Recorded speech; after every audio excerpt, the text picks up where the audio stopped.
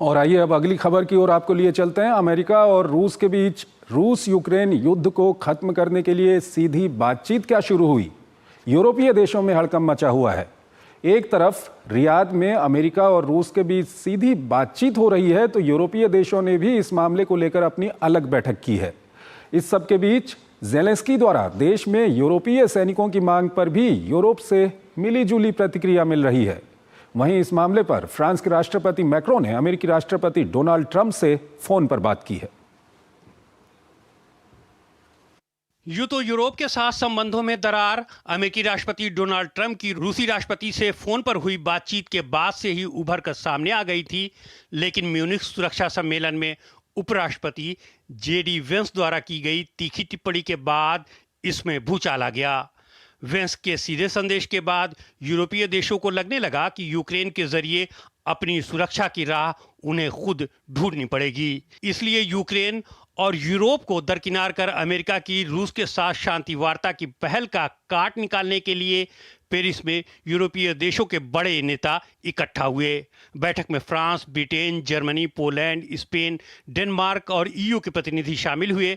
दरअसल ट्रंप द्वारा यूक्रेन की मांग को नजरअंदाज कर रूस को प्राथमिकता दिए जाने से राष्ट्रपति ज़ेलेंस्की घबराए हुए हैं। वो बार बार यूक्रेन की सुरक्षा की गारंटी की मांग कर रहे हैं। अमेरिका द्वारा यूक्रेन की नाटो की सदस्यता का रास्ता बंद किए जाने के बाद राष्ट्रपति ज़ेलेंस्की अपनी सीमा की सुरक्षा के लिए यूरोप और अमेरिका से 1 लाख सैनिकों की मांग कर रहे हैं।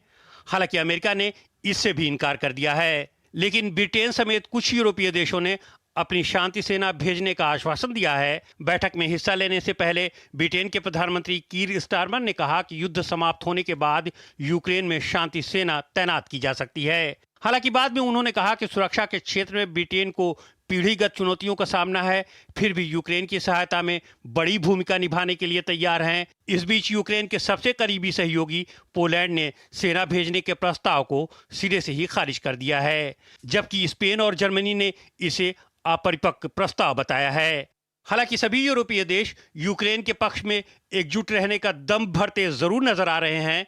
उधर युद्ध को रोकने के लिए मंगलवार को सऊदी अरब में अमेरिका और रूस के बीच बातचीत शुरू हो रही है। बैठक में हिस्सा लेने के लिए अमेरिकी विदेश मंत्री मार्को रूबियो और उनके रूसी समकक्ष सरगई लावरोव रियाद पहुंच चुके हैं। लावरोव ने पेरिस बैठक पर तंज करते हुए कहा कि उनकी किसी शांति वार्ता में भूमिका नहीं है, तो वे आखिर किस बात पर चर्चा कर रहे हैं। वहीं राष्ट्रपति ज़ेलेंस्की ने स्पष्ट कर दिया है कि वे बातचीत का हिस्सा नहीं है। इससे पहले ट्रंप ने पुतिन से जल्द मुलाकात करने की बात कही थी। और इस खबर पर बात करने के लिए हमारे साथ जुड़ रहे हैं प्रोफेसर स्वर्ण सिंह, विदेशी मामलों के जानकार हैं। प्रोफेसर साहब, बहुत बहुत स्वागत है आपका हमारे इस कार्यक्रम में। रूस यूक्रेन युद्ध को लेकर के अमेरिका और रूस के बीच में सीधी बातचीत हो रही है। सऊदी अरब में दोनों देशों के विदेश मंत्री वहां पर पहुंच चुके हैं और इस सब के बीच एक युद्ध किस तरह से रोका जाएगा, उसका क्या रोड मैप होगा, वो भी मीडिया में लीक हुआ है।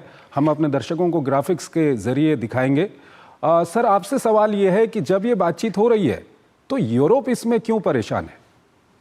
देखिए, सबसे पहले तो जैसे आपने शुरू में कहा कि ट्रंप की जो रणनीति है इस युद्ध को खत्म करने को लेकर, उसमें यूरोप का रोल है भी और नहीं भी है। बातचीत में नहीं है, पर उन्होंने कहा कि यदि शांति सेना की जरूरत पड़ी इस युद्ध विराम के बाद तो यूरोपीय देशों पर वो निर्भर करेंगे एक तरह से। तो लगातार अब देखें कि बड़ी तेजी से सब चीजों में बदलाव आ रहा है। करीब 24 घंटे पहले तक नहीं मालूम था कि रूस से कौन आने वाला है। फिर लावरोव का नाम सामने आया है। अब धीरे धीरे यूरोपीय देशों की, जैसे आपने जिक्र किया, उनकी आवाज भी बदलती हुई नजर आती है। कीर स्टारमर कह रहे हैं कि वो उसके समर्थन में है कि युद्ध विराम होना चाहिए और वो बाद में सेना की भी योगदान देने की सोच सकते हैं। पोलैंड ने अभी सेना भेजने से मना कर दिया है। तो लगातार ये जो उथल पुथल हो रही है उसमें मुझे लगता है कि उसको लेकर कहां तक राष्ट्रपति ट्रंप यूरोप की सुरक्षा में अमेरिका का योगदान देना चाहते हैं या नहीं देना चाहते हैं। पहले कार्यकाल में भी वो लगातार ऐसा अपना सोच सामने लाए थे कि वो शायद चाहते हैं यूरोपीय देश अपनी सुरक्षा खुद कायम करें।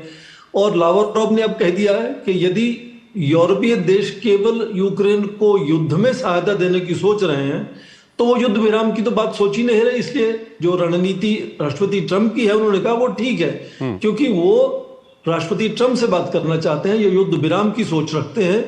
यूरोपीय देश अभी भी इसी बात को कहते हैं कि किस तरह से यूक्रेन की सहायता युद्ध में करेंगे, इसलिए यूरोपीय देशों की उसमें कोई बातचीत में शामिल होने की जरूरत नहीं है। हालांकि याद रखें, आज राष्ट्रपति ज़ेलेंस्की यूएई में है, यूनाइटेड अरब एमिरेट्स में है, और वो शायद कल सऊदी अरेबिया जाने वाले हैं। हालांकि बातचीत में शामिल नहीं है, पर हो भी सकते हैं। तो कितनी तेजी से चीजें बदल रही हैं, उसके चलते मुझे लगता है कि कुछ भी हो सकता है आखिरी वक्त में उनको भी साथ बुलाया जाए। राष्ट्रपति ज़ेलेंस्की यदि आना चाहते हैं बातचीत में, तो सऊदी अरेबिया वो जाएंगे। मार्को रूबियो फिर वापस यूएई ट्रेवल करने वाले हैं वहां से, सऊदी अरेबिया से। तो बहुत सी चीजें अभी तय नहीं है कि क्या मोड़ लेने वाली हैं, पर मार्को रूबियो ने ये बार बार साफ कर दिया कि ये युद्ध विराम को खत्म करने की जो कोशिश है उसकी केवल शुरुआत है। और इसमें सबसे बड़ा मुद्दा ये रहेगा कि किस तरह से सीधी बात या बैठक राष्ट्रपति ट्रंप और राष्ट्रपति व्लादिमीर पुतिन की हो सके। और ऐसी अटकलें हैं कि शायद इसी महीने उनकी सीधी बातचीत होने की उम्मीद कर सकते हैं। यूरोप की अगर हम बात करें तो जब शांति सैनिकों को वहां पर तैनात करने की मांग करते हैं ज़ेलेंस्की, तो उसको लेकर भी यूरोप के अंदर अलग अलग देशों की अलग अलग राय दिख रही है। ऐसा क्या है कि यूरोप रूस यूक्रेन युद्ध को लेकर के यूरोप पूरा एक नहीं है? क्या कुछ इसके कारण? ये शुरू से ही एक समस्या रही है कि यूरोप के देश जो आपस में हैं, उनका ही एक तालमेल इतना अच्छा नहीं कि एक आवाज में वो बात करें। हंगरी के जो राष्ट्र नेता हैं, आप देखें विक्टर ओरबान, वो उनको सब लोग मानते हैं कि रूस के करीबी हैं वो। यूरोप को अपने आप क्षमता बनानी चाहिए अपनी सुरक्षा की। इसकी आवाज सबसे ज्यादा फ्रांस के राष्ट्रपति मैक्रोन की रहती है, उसके साथ साथ जर्मनी के चांसलर शोल्स की रहती है। अमेरिका के सबसे करीबी दोस्त ब्रिटेन है, तो आपने अभी देखा कि वहां के प्रधानमंत्री कियर स्टारमर की आवाज में कितनी तब्दीली आ गई है। तो क्योंकि यूरोपीय देशों में अपना ही बहुत एकजुट तालमेल नहीं है, उसी के चलते मुझे लगता है कि ये कोशिश है कि सीधी बात यदि होती है राष्ट्रपति व्लादिमीर पुतिन की और राष्ट्रपति ट्रंप की, तो उसमें रूस को एक तरह से ये भी अच्छा लगता है कि एक तो उनको अभी वो दुनिया से अलग थलग करने की जो कोशिश राष्ट्रपति जो बाइडेन के दौरान हुई, और दुनिया भर के वो आर्थिक प्रबंधन उनके ऊपर लगाए गए और कहा गया कि ये एक वॉर क्रिमिनल है। उनको लगता है कि उससे बात हटकर अब उनको वापस एक सुपर पावर का एक तरह से एक जो औहदा है वो मिल रहा है, एक उस तरह की एंडोर्समेंट मिल रही है राष्ट्रपति ट्रंप से।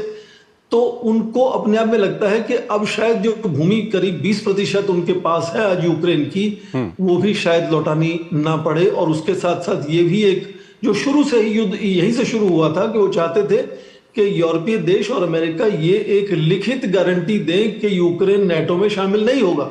और 3 साल के विध्वंस के बाद शायद हम उसी ओर फिर से बढ़ते हुए नजर आ रहे हैं। ठीक है सर, यहाँ पर एक सवाल ये भी आपसे जानना चाहेंगे, हम दर्शकों को भी दिखा रहे हैं जो रोड मैप किस तरह से युद्ध रोका जाएगा, वो क्या कुछ है, वो लीक हो गया है, वो हम दर्शकों को भी ग्राफिक्स के जरिए दिखा रहे हैं। और इसमें ये कहा गया है कि 20 अप्रैल से संघर्ष विराम को लागू करने की योजना है। साथ ही पूर्वी यूक्रेन के अग्रिम मोर्चे पर युद्ध थम जाएगा। रूस के कुर्स्क से यूक्रेनी सैनिकों की पूरी तरह वापसी होगी। यूक्रेन को रूसी कब्जे वाले क्षेत्रों को मान्यता देनी होगी।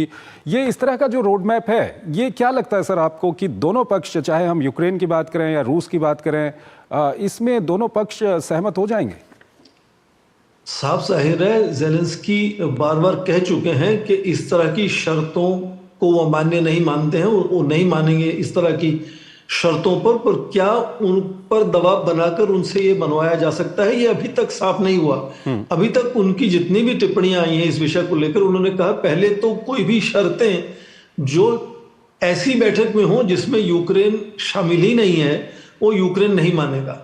और उनकी तो शुरू से बात ये रही है कि ना केवल ये पूर्वी हिस्से जो यहाँ 2 छोटे नए देश बनाए हैं, दोनास्क और लुहांस्क के रूस ने, वो चाहते हैं कि क्राइमिया को भी छुड़वाना चाहते हैं, वो तो इस तरह की बात करते हैं। पर अब जो संकेत आ रहे हैं अमेरिका से, वो इस तरह के हैं कि जो रूस के पास है वो रूस के पास रहेगा, और जो अभी हाल ही में कुछ रूस की भूमि यूक्रेन ने अपने कब्जे में की है, वो उनको छोड़नी पड़ सकती है। तो ये बात तो शुरू से ही रूस कह रहा था कि इन्हीं शर्तों पर वो एक तरह से आपस में तालमेल को सुधार सकता है, शांति बना सकता है।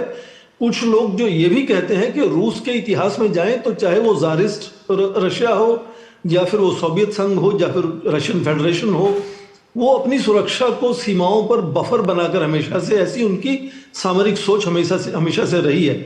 इसीलिए दूसरे विश्व युद्ध के बाद कई देश जो जिसको ईस्टर्न ब्लॉक कहते थे वो बनाया गया था ताकि सोवियत संघ की सुरक्षा उसके सीमा पर बनी रहे। तो जब अब यहां तक नेटो पहुंचने का खतरा बना कि वो यूक्रेन नेटो में जा सकता है, तो उन्होंने ये लुहांस्क तो छोटे देश बनाकर एक छोटा सा बफर फिर से तैयार किया। तो शायद ये बात सही है कि रूस अपनी सुरक्षा में ये जरूरत समझता है कि बफर सीमा के परे होना चाहिए दूसरे देशों के साथ, और नेटो में शामिल नहीं होंगे यूक्रेन, ये उनको इस तरह का भरोसा चाहिए था।